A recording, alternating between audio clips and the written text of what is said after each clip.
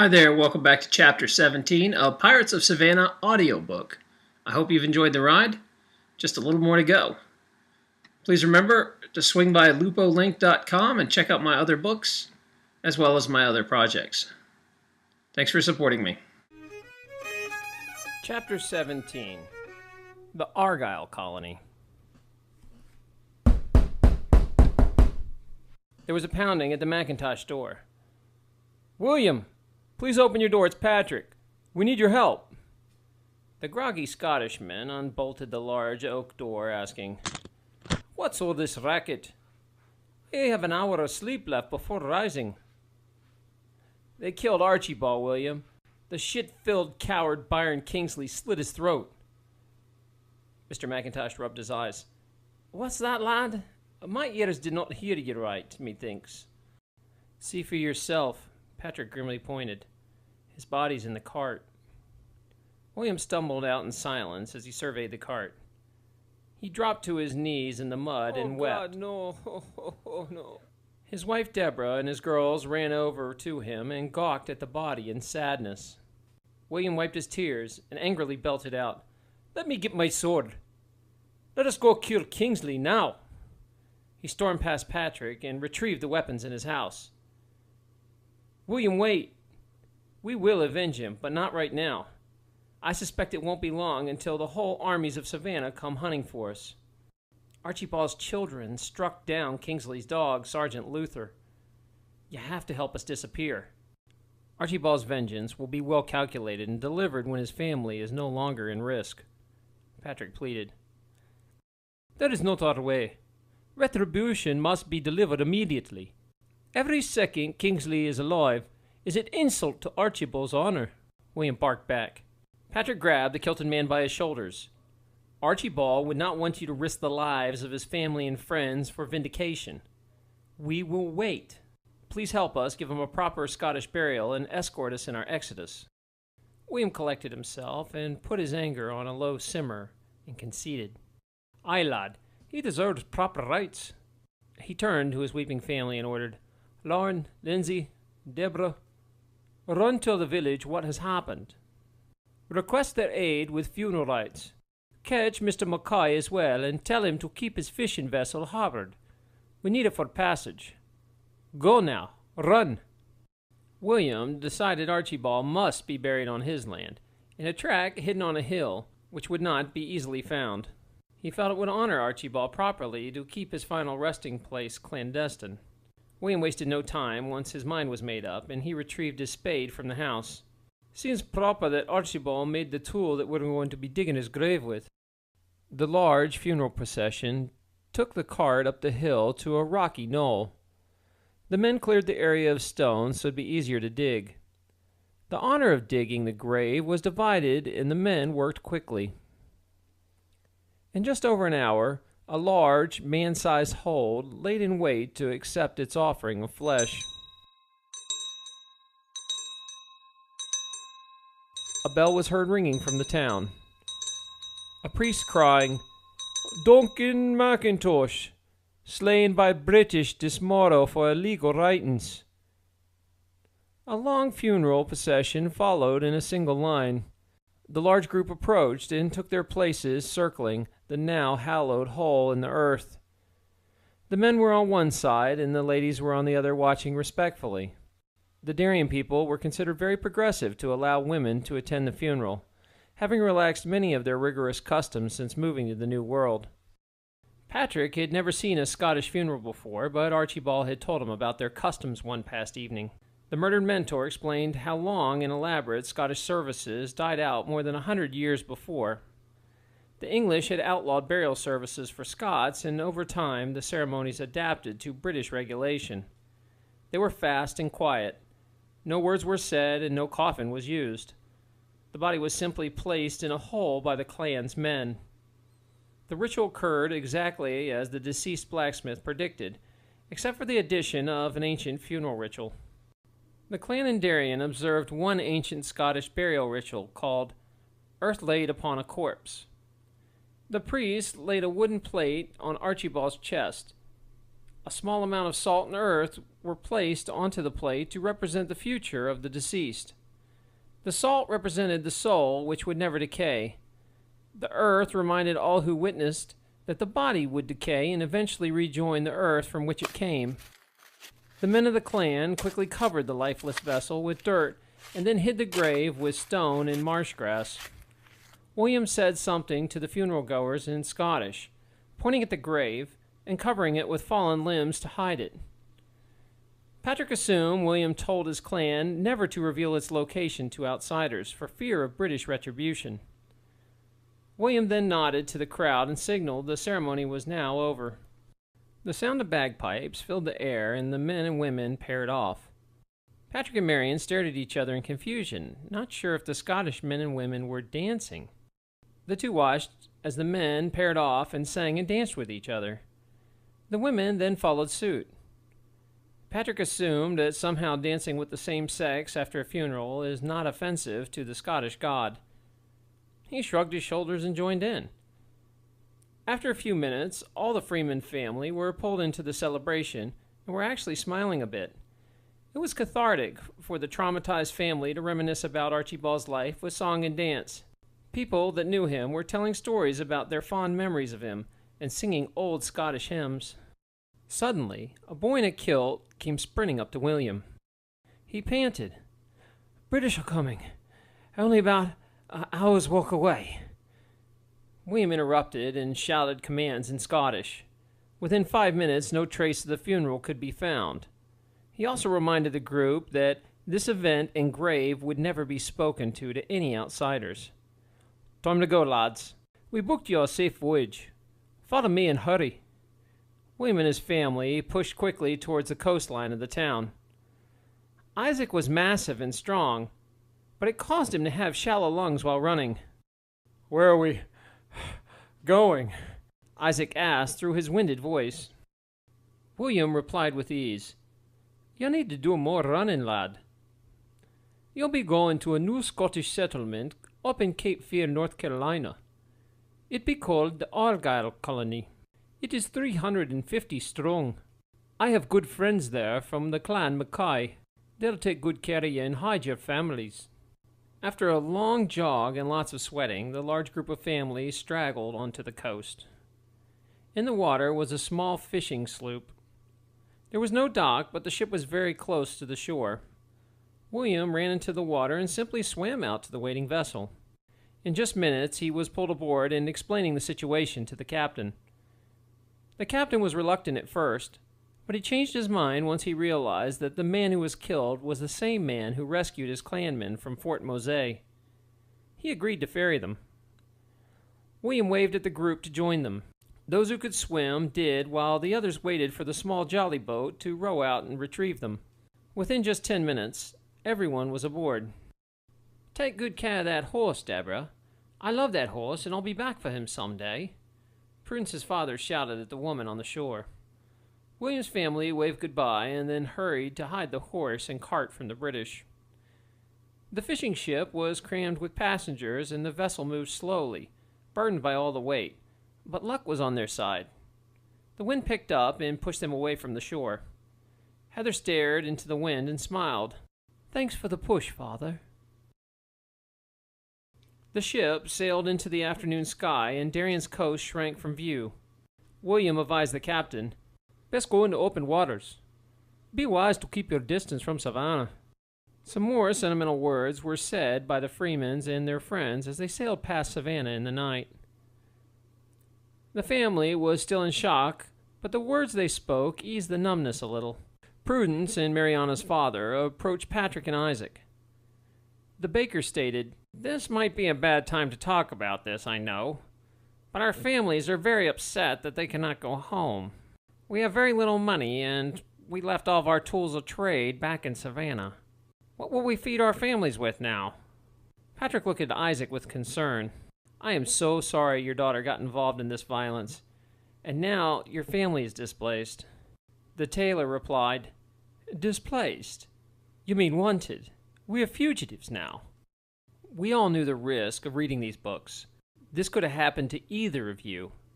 Besides, sovereigns, These nefarious circumstances affect us all, Patrick reminded them. Patrick, I can spare half my gold if you can. We can help our brothers start a new life, Isaac generously offered. My gold! I forgot it! Curses! I left it buried in the swamps in Savannah. I had no time to retrieve it. I do have some Archibald's gold. Perhaps Marion will let us use some of that until I can retrieve my share, Patrick hoped. Marion interrupted. Quarters are very tight, gentlemen, and I heard your conversation. I am sure Archibald would want you to have half his gold to get a new start. Think of him when you build a new life for your families. Patrick handed her the wool cloth which contained Archibald's gold. She cried as she unfolded the colorful fabric. She let the gold fall and held the tartan in the moonlight. This is his clan's colors. Thank you so much for saving this. The former blacksmith's indenture looked at the kilt with surprise. I never even noticed it was his colors. I'm very happy it was not left behind. I think he would want William to have it. It would not be right if you or the boys wear it since you are not bloodline, Marion surmised as she picked up the bag of gold. She then divided the pouch of yellow rounds and gave each of the two fathers 1/4 of the doubloons. Isaac then dug in his remaining gold and did the same. They humbly accepted the gifts and went on to share the news with their families. The widow then walked over to William and showed him the tartan. He proudly accepted it and pledged to wear it to honor her husband. Patrick put his hand on Isaac's shoulder and said, That was a wonderful thing you did. You really honor your God and your people. The large hulk smiled and nodded. Grief had exhausted the group, and by ones and twos, they drifted off to sleep on the deck of the small fishing sloop. Ahoy! Cape Fear! The captain declared, waking Patrick from the dead. How long have I been asleep, Isaac? He questioned. A day and 1/2. We ran out of wind and sat for a few hours, the man in the yarmulke explained. Take a look at this place. Not much here but a dock. It does look like a good place to disappear, though, Patrick sighed. The crowded ship drifted in, but the dockmaster was nowhere to be found. Well, that be some damn luck. No dockmaster, Captain Mackay wondered. He belted his order. Everyone off the ship as fast as you can. Let's make you disappear before someone comes by and wants to know all your names and business. They piled out to the dock and watched as the ship drifted off. Don't forget to pick me up at noon in 3 days, William yelled across the water. The kilted man led the pack away from the docks as fast as possible. Let us get to Argyle before sundown. We'll find shelter and some excellent haggis with Mr. Mackay. The troop traveled until they crested a hill and were amazed at what they saw. An entire Scottish town was under construction. Besides the little subtle differences of using local materials, one would think they had just walked into a village in Scotland. The architecture and building techniques were all old world. William, this is amazing. They made all this in just under 2 years? Isaac questioned in disbelief. You Scottish truly are impressive. The marketplace was busy, and people were building structures everywhere. The amount of progress did not reflect the population of 400. We'll look at the town in the motto, William determined. Let us go find Mackay's to find sanctuary. Many eyes fell on the refugees as they made their way back to the Mackay farm. The locals relaxed once they spotted William's tartan as his mob walked by. After a short walk out of town, they approached a small farmhouse and a barn under construction. William told the large group of friends and family to stay and wait as he approached the house and knocked. He yelled in Scottish and waited when finally the door flung open and he was welcomed in. The families waited nervously. William walked out, followed by a tall, skinny, bearded man wearing only a kilt and bare-chested. The tall man approached Marion and softly stated, I be very sorry for your loss, lass. William told me about the darkness that fell on your family. He also told me that your husband risked his life and fortune to free me clansmen from slavery and death. We do not forget loyalty like that. Your family will be safe here." The refugees all sighed with relief as the skinny Scot continued. "You'll have a large gathering, but we don't have any empty homes. You can live in the barn until we build you some places to live. Of course, the men can sleep under the trees like true Scotsmen, but you lasses can use the cover of the barn. It is mostly built. We just need more hands to finish it. You'll have to help work the farm if you want to eat, and help us finish this barn before winter. Only converse with people I be trusting, no talking to any strangers. You put my family and clan at risk, so I don't want y'all seeing much. Can your family follow these rules?" he asked sternly. Patrick collected the opinions of the group. They all nodded in agreement to the terms. "Aye, we accept your terms," Patrick stated boldly. "Very well. Make your family comfortable in the barn, and we'll cook up some haggis," Mr. Mackay offered. The families settled in, enjoying the meal and new friendship.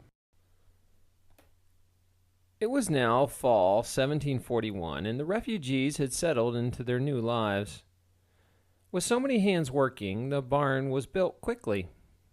Pooling their resources, the families were able to buy a small farm outside of the Argyle Colony. They had even started the construction of 2 other homes on the property so each family could have their own domicile. News from William reported that all their homes and possessions in Savannah were seized by the government's men. Warrants were signed for their families, but were quickly forgotten about. It appeared nobody missed Sergeant Luther enough to continue to search for his killers. The troops searched Darien and questioned William, but that was the extent of the investigation. Isaac was worried that Dr. Nunes would be held accountable for his actions, but William reported that he was unmolested. It appeared Oglethorpe was more concerned about losing a good doctor than carrying out his idle threats. The wanted families used new aliases and kept to themselves. The Scots that knew the truth kept their tongues to themselves and guarded the secret safely. With the doubloons now all spent, Patrick and Isaac decided the responsibility lay in their hands to make some income until the crops took the following growing season. Mr. Mackay came by one afternoon and offered the men an opportunity to make some silver. "There'll be an area of sovereign land in North Carolina. Back in the Lord's year 1663, the king divided Carolina into 8 parts and sold it to wealthy English investors. Over the years, 7 of the 8 investors, which, by the way, fancy being called Lord Proprietors, sold their shares back to the king. But one Lord Proprietor kept his land and did not sell it. His name be George Carteret.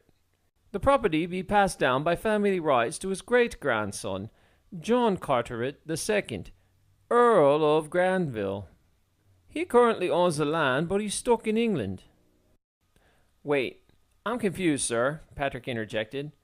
"Are you saying that a large tract of land exists in the colonies that is sovereign and not ruled by any government? How can this be? Surely the king would march soldiers in and claim it." "Well, the king would march troops in and take it if he wanted it, if it were owned by common folk. But there'd be rich folk who own it. The king has to be much more cautious how he handles the situation. His Majesty needs to look legitimate, and if he steals the land, no rich folks will be investing with him again," the skinny man explained. "To answer your other question, yes, Carteret surrendered protection and participation in the government in exchange for sovereignty. He does not have to pay tax, and he can do as he pleases with the land, and he can even make his own laws outside the king's. It's truly a unique situation." That's fascinating. Someone is allowed to live free of the king's rule here, in the colonies? But what does that have to do with us? Isaac questioned. "Well, he be needing patrols for his land. It's hard, dangerous work, but the pay is good. It seems that poachers and timbermen are coming on his land and taking what they want. You'll be guarding the borders of this private land." "Well, we got to feed our families until the crops take. We'll take the work," Patrick agreed. "Excellent. Mackay encouraged. "Come to me farm at dawn in the morrow, and I'll give you a map and see you off." The men returned, informing the families of the work. They understood. The gold went quickly, and only a few pieces of silver remained. Mariana's father would have to sell a beautiful and ornate fowling gun just to feed the group until they returned.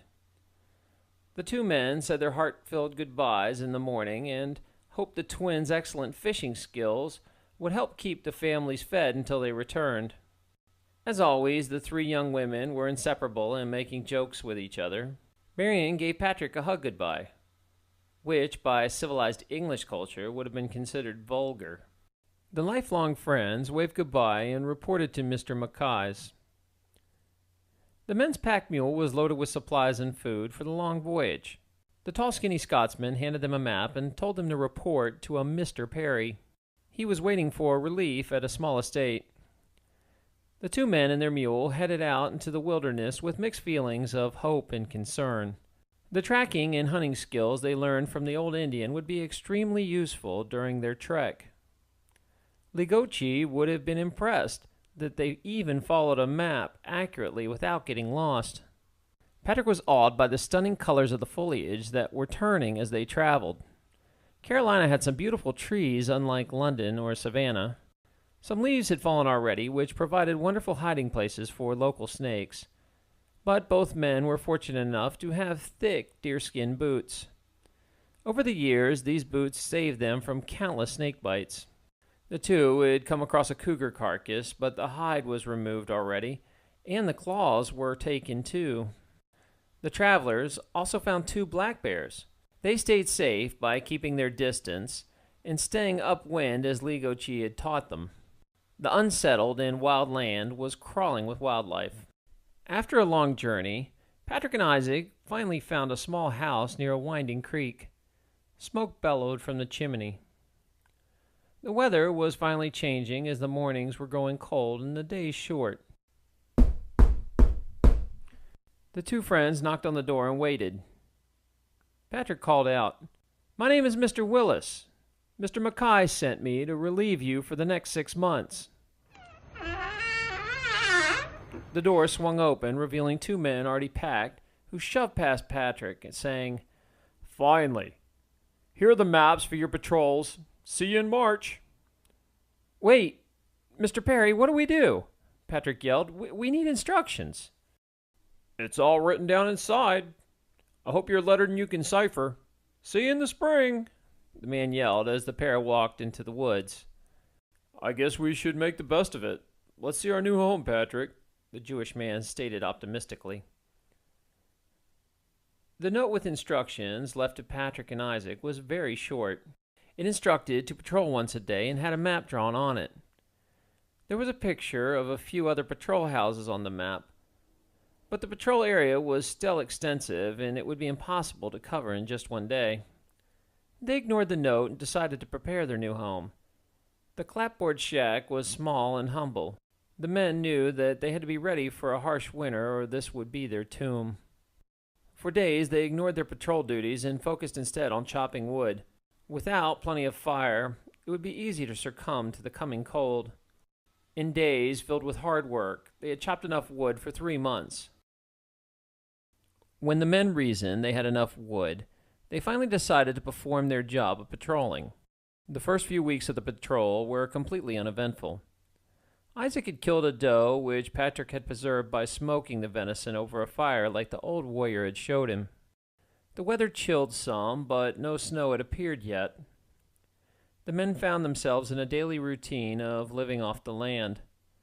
The creek was loaded with bass this time of year, and the men enjoyed lazy afternoons of fishing. "Funny, the owner of this land is worried about poachers, yet we constantly have to hunt to keep fed," Patrick laughed. "We'll end up killing more game than the bandits."